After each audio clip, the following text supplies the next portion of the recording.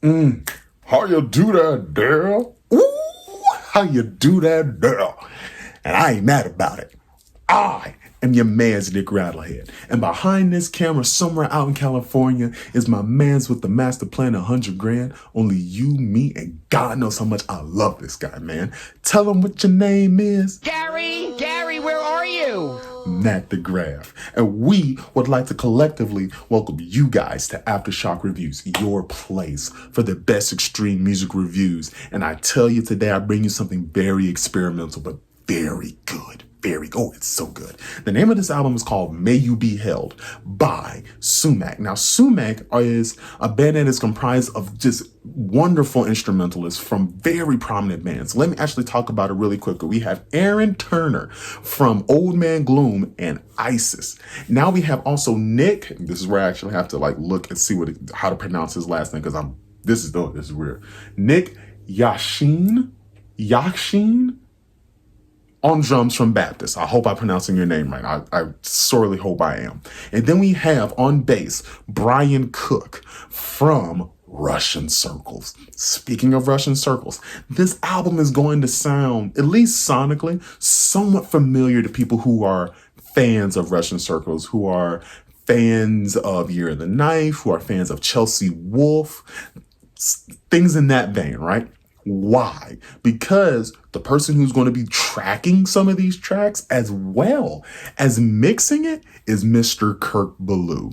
Let's go. Automatically sold off rip, right? And what we have here is an album that is a couple of tracks long. It doesn't even hit 10. It doesn't even hit 10 tracks. It doesn't even hit 8 tracks. And it's an hour long. There are a lot of ideas crammed into this album, but the thing that I really like about this album is the fact that all those ideas feel necessary in order to complete the full narrative of what's being presented here, right?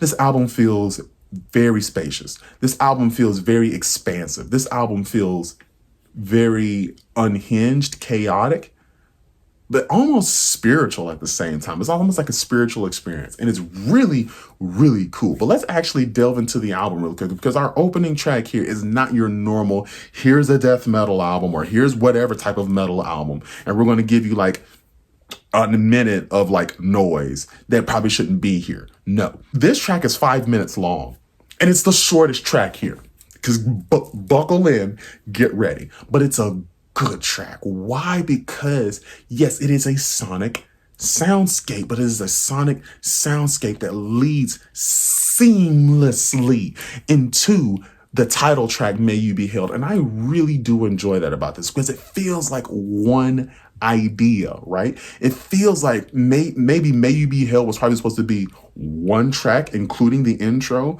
but it was so long that it was maybe we need to kind of break this up just a little bit, right? And I admire that because, like I said, it feels like a singular idea. And it's phenomenal. It's great. And speaking of noise, because like I said, this is a noise piece. This is kind of like a soundscape. The noise here is used perfectly. Perfectly. Why? Because the noise feels like a vehicle to get us to the next idea. Case in point, this intro track feels like it's transitioning us into May You Be Held. And in May You Be Held, which is going to be the longest track here, pushing on 20 minutes, right? And it is a 4-movement track, right? But the second movement is a soundscape. It is a noise piece, right? But that noise piece feels like it's getting us from, it's almost alt metal, post-metal, noise, rock, riffage, right, into something that's a little even more groovy. And I love it. And it's seamlessly doing it. It's not like it's going and then it stops and then it goes oh, cool, here's this cool, almost really ethereal soundscape into something even more sludgy. No, it feels like it is a smooth transition from idea to idea, right?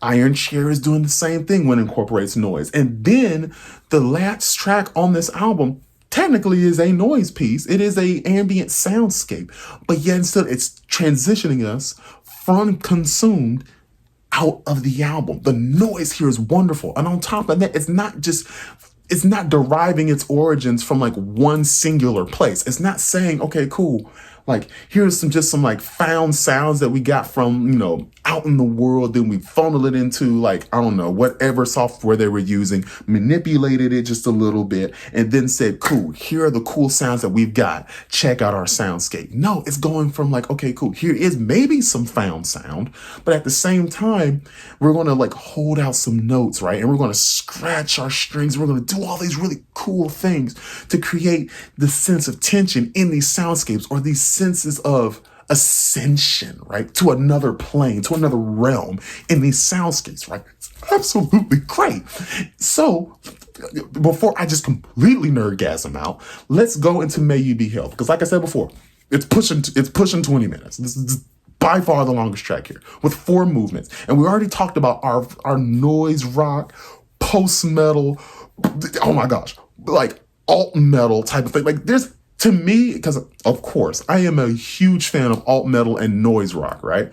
And there are hints of like Helmet here, and maybe just a twinge of like Rollins Band. But why do I say that? It's because it is so out there. Like Rollins Band had like a hint of like jazz to it, and yes, there was metal, but there was also a lot of groove and stuff like that. It was really cool, and this kind of maintains that a little bit because it has those almost strained and etched guitar tones coming from it, where it goes like chin chin chin chin as it chugs away,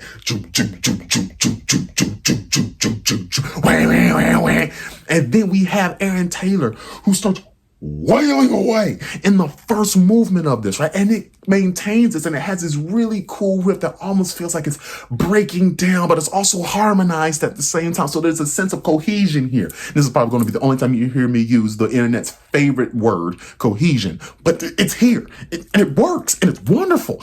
And the second leg is this noise, this ambient soundscape that leads us into this really cool, really groovy, really thick, really chunky groove metal type of thing. It's cool. It's so cool. It is so cool. And then we have like the third leg. Yet again, we have more noise that leads us into this really cool breakdown type of thing. It's great. It's great. The title track here should be the title track because it holds dear the entire, to me, ideology of this album, where it's like, it is a transcendent experience with many twists and turns. It is almost like a spiritual type of thing in nature, right? Ooh, nature, because also the album cover is pretty elemental, but it is really good. It is really abstract, keeping in line with the sonic identity of this album. And then we have Iron Chair, which is kind of keeping in step with what we've already established on May You Be Held. There is like the buzzing guitar tone that breaks down and falls apart. And then we have like this really cool noise piece, and we have Aaron Taylor here. It's great. It's absolutely great, but we have to talk. And I know there's more to it. I know that Iron Chair is like 8 minutes long, but yet still, it's really kind of like an expansion of what's going on May You Be Held, but Consumed is different. Consumed is a different beast. And the reason I say that is because Consumed is one of the few times in this album where it starts, and pardon me, my eyes are itching just a little bit, it's a seasonal change. Consumed, it uses its noise in a different way than it does throughout the rest of this album. Why do I say that? It's because in the beginning of this track, for 2 minutes, 60 seconds times 2. Man. It is a guitar tone that is being held, and it tests your very sanity. Yes, it does incorporate, and it starts to bring in more elements to surround this guitar note. But in the end of the day, it is a guitar note that is being held for 2 minutes. But we are rewarded. Heaven to Megatroid. Are we rewarded with the beefiest riff on this album? It is surrounded by filth. It is surrounded by sludge. It is surrounded by grossness. And it is absolutely great. Oh my gosh. It is by far and away, by a country Alabama Red Mile, it is my favorite riff on this album. It's it is good. It is good. It is nasty. It is groovy. It helped the percussion. Oh my gosh, Brian Cook's bass, because technically bass is a percussive type of instrument, right? You have to click, you have to do all of that, right? Slap and all that crap. His bass is growling. His bass is snarling. His bass is gross. His bass is filthy. But it is Nic's percussion, who is the shining star here. Yes, Aaron Taylor's vocals are howling. They are pained. They are very dangerous, right? But it is the percussion section. It is the rhythm section that makes this whole thing work. It is the one thing that makes this whole thing go. And I absolutely love it. It is so good by a wild margin. And then we get this transitional noise piece that brings us also into this weird, almost heavy metal soliloquy that Brian gives to us, which is really cool. It doesn't feel out of the way, but also doesn't feel like he's pontificating. Because let's pause here. I don't normally like when I'm really into a track and then a track breaks for somebody, or it kind of like tapers down, the instrument kind of tapers down for a little bit for the vocalist to start pontificating into the track, right? For him to really get and bang us over the head with his ideology, right? Here, it's not presented to me this way. Here it is a situation where it feels like a natural progression of the track. And it's phenomenal. It's phenomenal. It is so good. It is so good. And then the track just completely falls apart after that. It's good. It's good. Drums, guitars, bass swimming together. It's awesome. And then we have this final track that is nothing but noise. It is a noise piece that transitions us out. It is a solid wall of sound that just washes us away. It is so good. This album is an experience that I have not had with music this entire year. And it is a unique experience. And I really admire the playing here, right? Because there are moments that just flirt with the idea of virtuosity, right?